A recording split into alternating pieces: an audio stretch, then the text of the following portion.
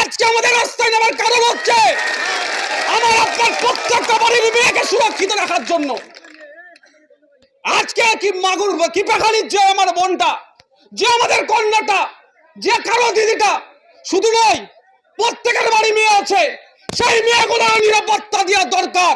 তাদের কাছে safety security পায়, তার জন্য আমাদের আজকে রাস্তায় নামতে হয়েছে। আর আমাদের যে বোনের সাথে যে অন্যায় হয়েছে, কোন রকম ভাবে ছলাকলা চলবে না, কোন রকম ভাবে ছলাকলা চলবে না। ফাস্ট্র্যাক কোর্টের মাধ্যমে দ্রুত বিচারের ব্যবস্থা করতে হবে। যদি রাজ্যের মুখ্যমন্ত্রী ব্যর্থ হয়, ও জায়গা ছেড়ে দিয়ে আমাদেরকে দায়িত্ব তুলে দিক, আমরা 1 মাসের মধ্যে বুঝিয়ে দেবো, 1 মাসের মধ্যে শাস্তির ব্যবস্থা করে দেব। কোনো মতেই মেনে নেওয়া যাবে না। একটার পর একটা যেভাবে অন্যায় হচ্ছে, কখনো বয়স্ক মহিলা, কখনো আপনার 30-35 বছরের, তো কখনো 10 বছরের বাচ্চা একে হাইনাদের হাত থেকে মুক্তি পাচ্ছে না। বন্ধুগণ ভাবুন, আমাকে ভাবাচ্ছে। আস্তে আস্তে কথা বলছিলাম, কয়েকজন মায়ের সাথে দেখা হয়েছিল, আমাকে বলল যে একটা মা ছাড়া এর থেকে বেদনাদায়ক কেউ বলতে পারবে না। যেখানে আমাদের অনেক মায়েরা উপস্থিত হয়েছেন, অনেক মায়েরা উপরে আছেন, দূরে কাছে আছেন, সত্যি মা ছাড়া বলতে পারবে না আমার ওই মাটার কত দুঃখ হচ্ছে।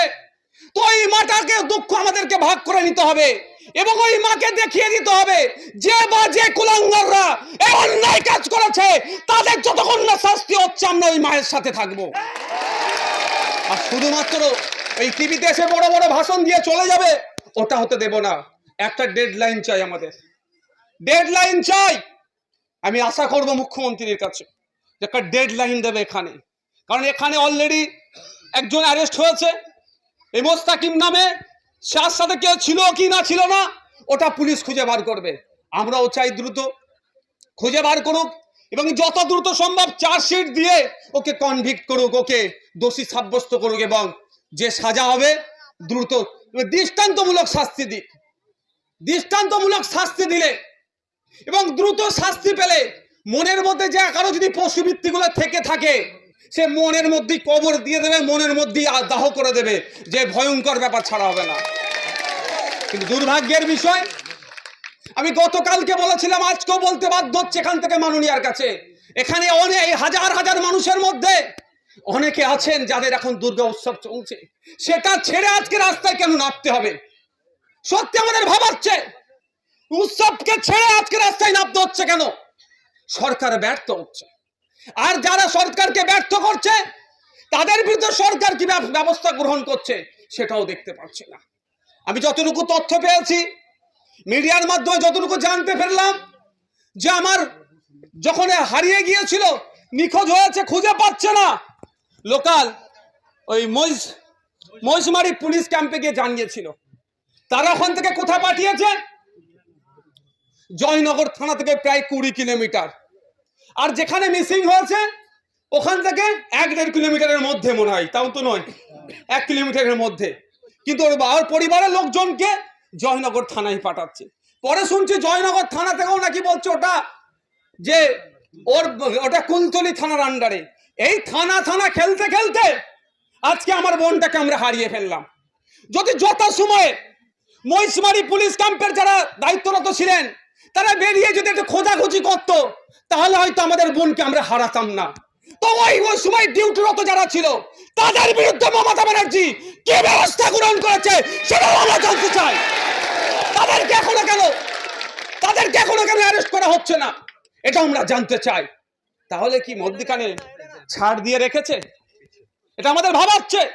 ওখান থেকে যখন জয়নগরে গিয়েছিল, আশা করছি পুলিশ কর্তারা যারা আছেন, বিএনএসএস যে অ্যাক্ট হয়েছে 2023-এর, সেই আইনে 173 নম্বর 174 নম্বরটা কম করে সবাই আমরা পড়েছি। পুলিশে যারা কর্তারা আছে, যারা পুলিশের কর্তারা আছে, এই ধরনের মহিলাদের সাথে নির্যাতনের কেস হলে সেখানে বলেছে ভিডিওগ্রাফি করে রাখতে এবং একটা মহিলা পুলিশকে অ্যাপয়েন্ট করতে, এটা দেখভালের জন্য।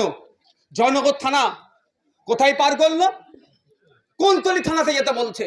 আর যদি এখানে একটা টাকা ভর্তি গাড়ি ধরা পড়ে, বলতে খারাপ লাগছে, আমার পরিবারের সদস্যরাও পুলিশের বাইরে নয়, পুলিশও আমাদের পরিবারের একটা গুরুত্বপূর্ণ সদস্য। কিন্তু আজকে বলতে বাধ্য হচ্ছে, যদি মাল কামানোর জায়গা থাকতো ও দেখতেন ওর পরিবারের লোককে বলতো ওই মহিষমারি পুলিশ ক্যাম্প বলতো আমি তোমার সমস্যার সমাধান করে দেবো, মায়ের কামানো দায়িত্ব থাকতো। আজকে আমাকে খারাপ লাগছে, আমি বলতে বাধ্য হচ্ছি, প্রশাসনের কর্তাদের উদ্দেশ্যে বলছি, জানেন না জিরো এফআইআর কি জিনিস? জিরো এফআইআর করে তো ওটা ওই থানায় তো পাঠ করে দিতে পারতো। জিরো এফআইআরটা হচ্ছে যেখানে ঘটনা ঘটেছে সেই থানাতে করলেও, আমি যা শর্টে বলছি ভাই, কনসার্ন থানাতে পাঠিয়ে দেওয়া যায়, সেটা করলো না কেন? যে বা যারা এই কাজটা করেনি, আমি আশা করব পুলিশ মন্ত্রী ওই সমস্ত সব পুলিশ কর্তাদের বিরুদ্ধে আমার লড়াই নয়, বা তাদের বিরুদ্ধে আমরা নয়, তারা আমাদেরকে নিরাপত্তা দিচ্ছে বলে আমরা শান্তির সাথে রাত্রে ঘুমাচ্ছি। কিন্তু পুলিশ সেজে যারা দায়িত্ব পালন করছে না তাদেরকে ধিক্কার নিন্দা জানাচ্ছি। আমি আশা করব রাজ্যের মুখ্যমন্ত্রী আপনি এখানে আসবেন, নির্যাতিতার পরিবারের পাশে দাঁড়াবেন এবং এখানে এসে বলে যাবেন যে 1 মাসের মধ্যে ওর ফাঁসি হোক বা ওর যে শাস্তির ব্যবস্থা করবে তিনি দায়িত্ব নিয়ে বলে যাবেন। আশা করবো তো আমরা। উনি চলে যাচ্ছেন, শোভনের কি হচ্ছে, কাকে নিয়ে কি লীলা খেলা করছে সেখানে টাইম দিতে পারছে। চোর ডাকাতদের সাথে বসে, যাদের নামে একাধিক অ্যালিগেশন আছে, তাদের সাথে বসে মিটিং করতে পারছে। আরে গ্রামের মেয়েটার সাথে অন্যায় হচ্ছে, তার পরিবারের পাশে কেন আসবে না? এখানে মুখ্যমন্ত্রীকে আসতে হবে এবং তার পরিবারকে সাহস দিতে হবে। আর যদি পারতে না পারে ও পদ থেকে উনি পদত্যাগ করো, আমাদের পাড়ার লোককে দাঁড় করে এর থেকে ভালো রাজ্য আমরা চালিয়ে নিতে পারবো। আমাদের রাজ্য আমার অন্য মাকে দিয়ে আমরা চালিয়ে নিতে পারবো। আমি অবাক হয়ে যাচ্ছি, এখনো পর্যন্ত আমার রাজ্যের মাননীয়ার মমতাময়ী মাননীয়ার মুখ থেকে এই সম্পর্কে কোনো বাক্য তিনি খরচ করলেন না। আমি গতকালকে বলেছি, আজকেও বলছি, এখান থেকে মাননীয়ার উদ্দেশ্যে আইবি ডিআইবি যারা আছে তাদের মাধ্যমে বার্তা দিচ্ছি। গতকালকেও বলেছি, ভুল করেও যেন এক্ষেত্রে আপনি রেট বানতে যাবেন না, তাহলে অবস্থা কিন্তু ভালো করবে না বাংলার মানুষ, বলে দিচ্ছে। কোনো জায়গায় 2 লাখ, কোনো জায়গায় 4 লাখ, কোনো জায়গায় 10 লাখের রেট তো উনি আজকাল বেঁধে দিচ্ছে। আর না হলে কি বলছে, ও লাভ অ্যাফেয়ার ছিল, ও প্রেগনেন্ট ছিল, ও খদ্দের ধরছিল বলে দেখে দেওয়ার চেষ্টা হচ্ছে। আচ্ছা বন্ধুগণ যারা উপস্থিত হয়েছে, আপনারা বলুন তো, এত বেড়ে যাচ্ছে কেন এই কাণ্ডগুলো? আপনাদের মনকে প্রশ্ন করে না যে এত একের পর এক কেন ঘটনা ঘটে যাচ্ছে? এই কদিন আগে কলকাতার যে ঘটনা ঘটেছে, যেভাবে সারা রাজ্য প্রতিবাদ হয়েছে, তারপরে এই ঘটনা ঘটছে কেন বলুন তো? এই ধর্ষকগুলো, এই খুনিগুলো, এই সমাজ বিরোধীগুলো কোন রকম ভাবে যেন একটা মেসেজ পাচ্ছে রাজ্য সরকার আছে, তো আমি যাই অন্যায় করবো ও আড়াল করে নেবে উকিল লাগিয়ে। তার প্রমাণ আমার তিলোত্তমা দিদির জন্য। আস্তে আস্তে আস্তে, কি হয়েছে? ওকে একটু বাইরে বার করে নিজে পানি দাও একটু, যাও। অতজন কথা বললে তো আরো অসুস্থ হয়ে যাবে। আমাদের উকিল সাহেব যাও তো তুমি ভাই, ওকে একটু বসতে দাও, ফাঁকা জায়গা একটু বসতে, একটু পানি মুখে দাও। আসলে এখানে একটু পানি দাও, বসো বসো, মুখে একটু পানি দাও। তো তিলোত্তমা বোনের জন্য তৃণমূলের পক্ষ থেকে, শাসকের পক্ষ থেকে কি বলেছিল? 1 সপ্তাহের মধ্যে ব্যবস্থা হবে। এটা আপনাদের জেনে রাখা দরকার। বলে বরের মায়ের, মানে বরের ঘরের পিসি আর কুনের ঘরের মাসি, এ বলছে আপনাকে আমাকে কি জানাচ্ছে যে 1 সপ্তাহের মধ্যে বিচার চাই। কিন্তু এই ধর্ষক খুনিগুলোকে বাঁচানোর জন্য আপনার আমার ট্যাক্সের টাকা দিয়ে দিদিমণি সুপ্রিম কোর্টে ডজন ডজন উকিল আবার লাগাচ্ছে। ধিক্কার নিন্দা জানাবেন না?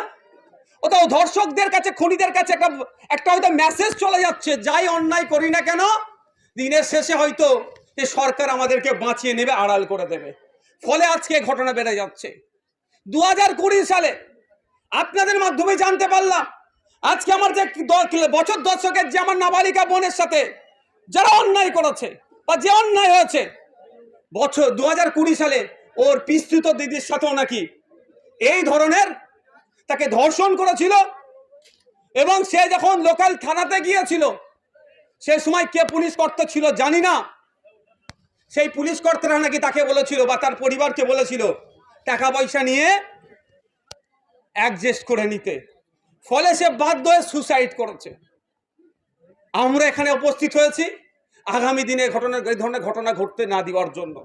আমরা এখানে উপস্থিত হয়েছি আমার বোনের সাথে যারা এই পৈশাচিক কাজ করেছে, এই ধরনের কাণ্ড ঘটিয়েছে, সে আবার তাদের সর্বোচ্চ শাস্তি চায়। এই জন্য আমরা উপস্থিত হয়েছি। কোনো মতেই ছাড় দেওয়া যাবে না। মুখ দেখে কার দল করে কি করে কোনো ছাড় দেওয়া যাবে না। আমি এখানে এসে বলে যাচ্ছি এখানকার মাটি থেকে দাঁড়িয়ে, যদি আমরা দেখছি যে এটা সঠিকভাবে তদন্ত হচ্ছে না, মায়েদের উদ্দেশ্যে বলবো যারা এসেছেন, আগামী দিনে কলকাতা রাজপথে আমরা যে অবরুদ্ধ করব, তাতে যদি দুটো পুলিশের গুলি খেয়ে মরতেই মরবো। কারণ আমার বোনকে যারা ধর্ষণ করেছে, যারা যৌন নির্যাতন করেছে, তারা বাইরে থাকবে, তারা ছাড় পেয়ে যাবে, এটা মানবো না আমরা। রাজি আছেন? রাজি আছেন? আমরা গিয়ে কলকাতা রাজপথে বসবো। যে আমার কিসের জন্য? আমার 2 বিঘে 4 বিঘে জায়গার জন্য বসবো না, আর ক্ষমতার জন্য বসবো না, আমার বোনের বিচারের জন্য। আমার বোনের সাথে যারা অন্যায় করেছে, ইনসাফ নাই দেওয়ার জন্য আমরা কি করব? রাস্তায় বসবো।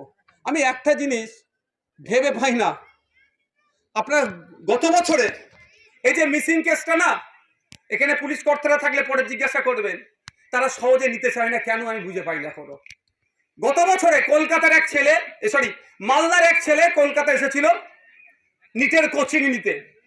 নিটের কোচিং এ পাস করবে, এমবিবিএস ডক্টর হবে, সেই লক্ষ্যে এসেছিল। একটু বড় লোক বাড়ি, হাত ছেলে ছিল, হাতে আইফোন টাইফোন ছিল, টাকা পয়সা ছিল। ওরই বগুড়া যেখানে খাওয়া দাওয়া করতো, ওই মেসের কজন তাকে অপহরণ করে ফোন করেছে ছেলের বাবাকে যে এত টাকা দিতে হবে, তাহলে আমি তোমার ছেলেকে ছাড়বো।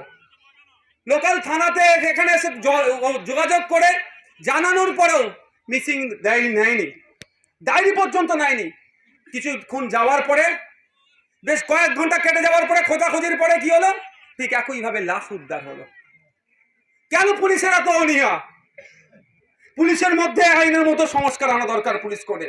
যদিও আমাদের দেশের আইন, যে নতুন আইন হয়েছে বিএনএসএস, সেখানেও কিন্তু উল্লেখ করা আছে যে এই ধরনের কাণ্ড ঘটলে মহিলাদের নির্যাতনের ক্ষেত্রে একটা মহিলা পুলিশকে অ্যাপয়েন্ট করার কথা বলা আছে। 173 নম্বর বিএনএসএস 2023-এর এতে 173 নম্বর ধারাতে, কিন্তু সেই মোতাবেক এরা কাজ করেনি। বন্ধুগণ যারা উপস্থিত হয়েছি, আমরা যারা এসেছেন, আমি প্রত্যেককে সংগ্রামী অভিনন্দন জানাচ্ছি যে আপনারা আজকে উপস্থিত হয়ে প্রমাণ করিয়ে দিচ্ছেন যে ওই কন্যাশ্রী, রূপশ্রী, লক্ষ্মীর ভান্ডার দিয়ে কারো সিট ডাড়াকে কিনে নিতে পারবে না। কারণ হচ্ছে ওটা যারা দিচ্ছে না আমাদের প্রাপ্য, আমরা পাচ্ছি ঠিক কথা। কেউ আমাদের দান ভিক্ষা দিচ্ছি না, আমাদের ট্যাক্সের টাকায় ঘুরিয়ে আপনার ট্যাক্সের টাকা আমার মাকে দিচ্ছে, আমার মায়ের ট্যাক্সের টাকা হয়তো আপনার মাকে দিচ্ছে। এর থেকে বেশি কিছু নয়। ওটা কালীঘাট থেকে ট্যাক্সাল নয়, টাকা ছাপিয়ে আপনাকে আমাকে দিচ্ছে, ওটা আমাদেরই ট্যাক্সের টাকা। কিন্তু আমাদেরকে লক্ষ্মীর ভান্ডার, রূপশ্রী, কন্যাশ্রী দিয়ে আমাদের মেয়েদের উপর অত্যাচার হবে, আমাদের বাড়ির বউগুলোর উপর অত্যাচার হবে, আমাদের কন্যাগুলো, শিশু কন্যাদের উপর অত্যাচার হবে। আমরা বুক বুঝে চোখ বসে থাকবো, সেটাও আমরা মানব হতে পারে না। আমরা রাস্তায় নেমেছি, রাস্তাতেই থাকবো। দ্রুত বিচার চাইছি এবং মুখ্যমন্ত্রীর বিবৃতি চাইছি। এখানে এসে মুখ্যমন্ত্রী তার বাড়িতে গিয়ে বিবৃতি দেবে, এটা আশা করছি। তবে ওই বিবৃতি আমরা নেবো না। কোন বিবৃতি? কামদুনির ঘটনা আমাদের ভুলে যাচ্ছি না। কামদুনিতে কি বলেছিল? অল্প কয়েকদিনের মধ্যে চার্জশিট হয়ে যাবে, অল্প কয়েকদিনের মধ্যে কি হবে, যারা দোষী শাস্তি পেয়ে যাবে। আর আমরা কি দেখলাম? 10 বছর পার হয়ে গেল, কামদুনির নির্যাতিতা আজও কাঁদছে। কাঁদছে মানে সে যেখানেই থাকুক, শান্তিতে থাকুক, সেই জায়গা থেকে কাঁদছে, তার পরিবার কাঁদছে, এখনো বিচার পাচ্ছে না। তাই বন্ধুগণ, চুপ করে গেলে হবে না। আমি আপনাদের অনুরোধ করছি, রং দেখতে যাবেন না। অনেক রঙের খেলা খেলেছে, জাত বর্ণ দেখতে যাবেন না। কারণ যারা এই ধরনের কুকর্ম করে বেড়ায়, যারা শয়তান টাইপের হয়, যারা অমানুষ টাইপের হয়, যারা সমাজ বিরোধী হয়, জাত ধর্ম তারা দেখে না, আপনার আমার মেয়ের প্রতি তারা লক্ষ্য লোভ রাখে। তাই আমি আপনাদের বলবো, অনুরোধ করছি, জাত ধর্ম বর্ণ দেখতে যাবেন না। আপনার আমার বাড়ি মেয়ে আছে, আপনার আমার বাড়ি মহিলা সদস্য আছে, তাদের নিরাপত্তার কথা ভেবে, তাদের মুখের দিকে চেয়ে আজকে কিপাখালীর ওই পরিবারের পাশে দাঁড়ান। ওই পরিবারকে যদি বিচার দিতে পারেন, আপনারও পরিবার সুরক্ষিত থাকবে। আর ওই পরিবার যদি না বিচার পায়, জানবেন আগামী টার্গেট আপনার বাড়ির হতে পারে। আজকে এখানে আসছো, এখানে যে মাইকের ব্যবস্থা ছিল তাকে ভয় দেখিয়ে পাঠিয়ে দিয়েছে, বলেছে নাকি ভাঙচুর হবে। কেউ তো বলেছে, যে বলেছে আমি তার উদ্দেশ্য শুধু বা তাদের উদ্দেশ্যে বলছি, বাড়ি যাবেন, গিয়ে আপনার বাড়ির মহিলা সদস্যগুলোর মুখের দিকে একবার তাকাবেন আর আমার নির্যাতিতা মনের কথা একটু ভাববে। এতটুকুই আপনাদের বলবো। যারা আজকে ভয় দেখিয়ে একটা মাইক গাড়িকে পাঠিয়ে দিয়েছে নাকি ভাঙচুর হবে, এনাবে তান হবে, অনেক ভয় দেখিয়েছে। তো কথা হচ্ছে, গণতন্ত্রকে যদি কেউ ভাঙতে আসে, আমাদেরকেও তো গণতান্ত্রিক প্রক্রিয়ায় জবাব দিতে হবে ভাই। হ্যাঁ, গণতন্ত্রকে কেউ যদি ধূলিসাৎ করতে আসে, গণতান্ত্রিক প্রক্রিয়াতেই তাকে ধূলিসাৎ করতে হবে।